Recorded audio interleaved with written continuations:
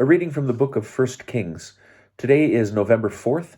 Our reading from 1 Kings is chapter 21.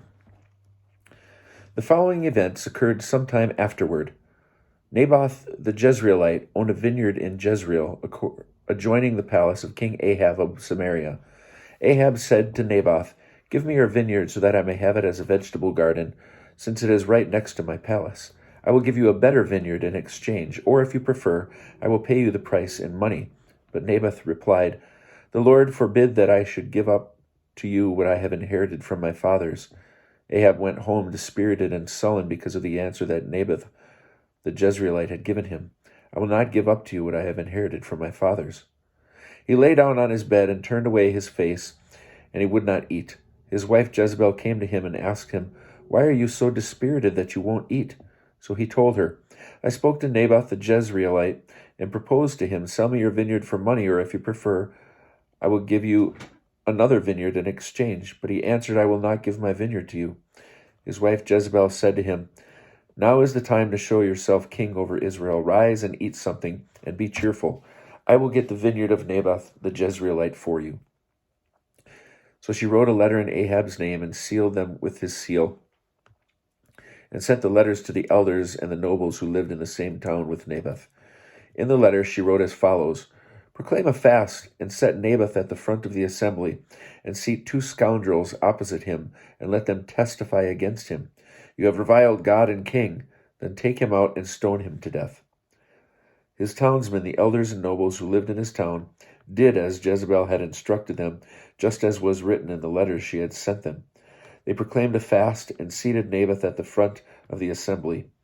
Then the 2 scoundrels came and sat down opposite him, and the scoundrels testified against Naboth publicly as follows: 'Naboth has reviled against God and king.'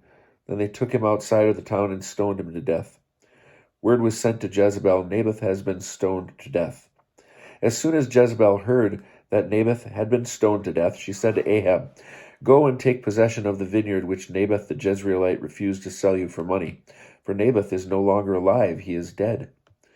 When Ahab heard that Naboth was dead, Ahab set out for the vineyard of Naboth the Jezreelite to take possession of it.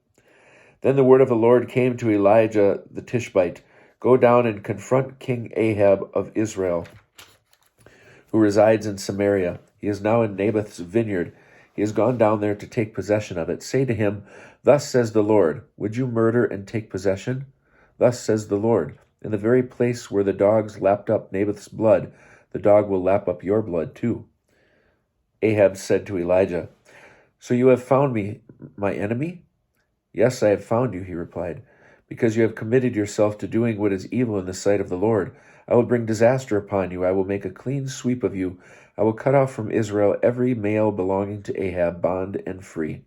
And I will make your house like the house of Jeroboam, son of Nebat, and like the house of Baasha, son of Ahijah, because of the provocation you have caused by leading Israel to sin. And the Lord has also spoken concerning Jezebel. The dogs shall devour Jezebel in the fields of Jezreel. All Ahab's line who die in the town shall be devoured by dogs, and all who die in the open country shall be devoured by the birds of the sky. Indeed, there never was anyone like Ahab who committed himself to doing what was displeasing to the Lord at the instigation of his wife Jezebel.